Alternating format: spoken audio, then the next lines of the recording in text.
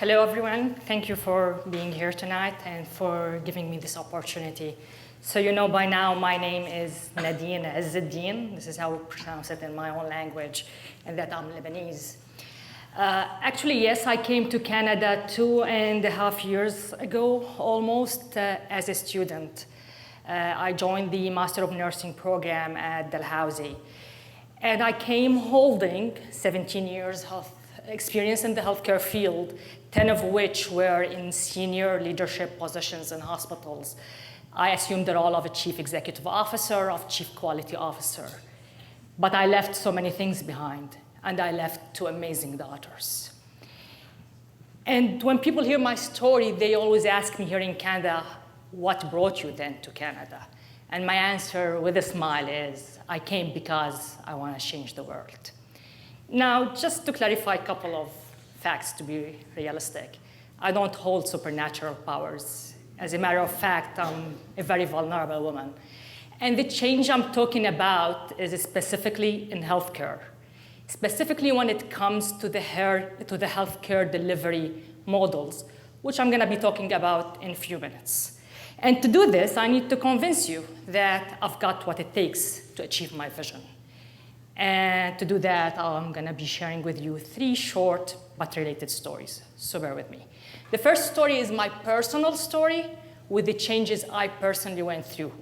The second is that of the healthcare system, the challenges and the upcoming dictated changes in the healthcare system and how that relates to my professional experience. And the third is my story once I came to Canada and after today. Starting with my personal story.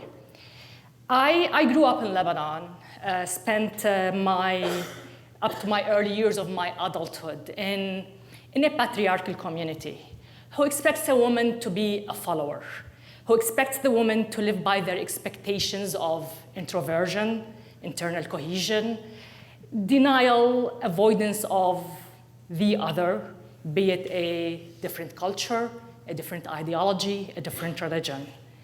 They expect the woman to stay inside the box. But that wasn't me. I'm someone who always evaluated what's inside the box. It didn't work for me. It didn't suit me. And I was looking outside the box. So that created a lot of dilemma. Mentally, it was draining. Thinking outside the box, but behaving inside the box. Until I reached the stage that I decided I'm not taking this anymore. I'm seeking my emancipation. I'm getting outside of this. Now, definitely my community wasn't ready for that. I was penalized for that. I was penalized with the most excruciating pain a mother can feel of being denied to see her daughters for months. I had to give up all my earnings, monetary and property and everything, just to be left on my own in community. That did not stop me. That could not break me down or let me change my mind, because I had a vision and I knew that I can be a productive member in community. I need to reach self-actualization. And on top of all of this, I want to be the role model for my daughters once they start looking outside the box. Along all of this, I was growing professionally. My professional journey was rewarding somehow. And this brings me to my second story, the healthcare system. So what's with the healthcare system? Healthcare delivery models. It all started since inception with what they call medical model. What does that mean in simple terms? It means that when an individual starts complaining of something, they go and visit a physician.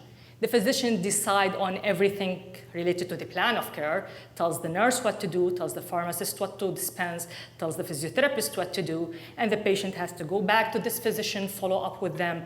The physician leads the whole scene. Okay? But this is consuming. This does not allow the physician the time to see as many patients as the community needs. So we have long waiting times, and we have lots of patients not being able to see physicians. Seems familiar? Okay, that's something we all experience. And then the solution, ideas for solution come up. And this is where they talk about a different healthcare delivery model that they call collaborative practice model. So what does that model say? They say that, look at all these healthcare professionals. They are being educated in an amazing way in academic institutions and universities.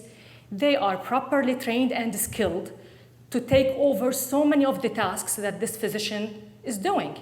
This will give the physician more time to see more patients, and this will solve much of our problems. And to do that, they need to collaborate together. They need to plan these things together, having the patient at the center. Now, this is one aspect of collaborative practice that I'm focusing on. It's much wider than this.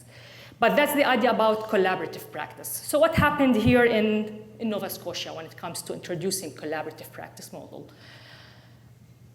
There are certain competencies when it comes to how healthcare professionals need to collaborate with each other, need to solve the patient cases.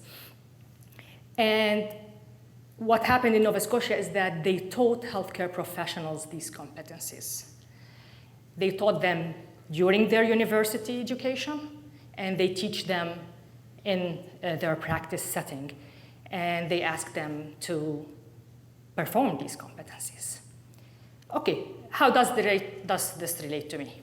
In short, I did implement a collaborative practice model in my country. And I did implement that actually out of necessity, because shortage of staff is quite severe. Like, if we talk here that a nurse takes care of 4 patients, a nurse in my country is in luxury if she has the chance to take care of 10 patients. Not in all institutions, but most of the institutions, and definitely the ones I worked at. And at the same time, the roles that I assumed was in quality, which means I have to take this hospital to meet the accreditation standards. Otherwise, all these healthcare professionals in the hospital I'm working in are without jobs, because if the hospital is not accredited in my country, they don't get paid. So we had to do this with very minimal human resources. And this is where I had to be so creative, reviewing the literature, relying on the people to figure out how we're gonna finish this work. So it was very important that tasks are divided, that there's no redundancy, nobody is repeating the work of the other, and that they meet regularly, and these meetings were structured. So my argument, and why, and how I want to change the world. Canada and Nova Scotia has done great work in identifying these competencies.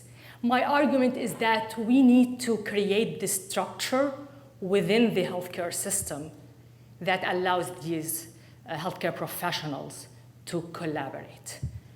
In simple terms, a nurse comes to duty.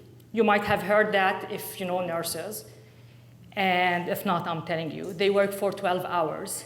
They hardly have a chance to walk into the washroom because they are going they have to fulfill a list of organized tasks that they need to fill, plus troubleshooting and answering the call bells. And on top of that, we're telling them, you need to collaborate, you need to plan with others. There's no time for them. So what I'm saying, what my theory is that we need to knock out some of these organized tasks, install another one, knock out the uni-professional tasks, install another one which is interprofessional, where all the health professions are together at that time. That's not simple. Healthcare institutions are the most complex. So when I'm saying knocking out one task, having other professions in, I'm talking about like 30 departments in the hospital working in this. So that's pretty complex. But this is my idea of changing things.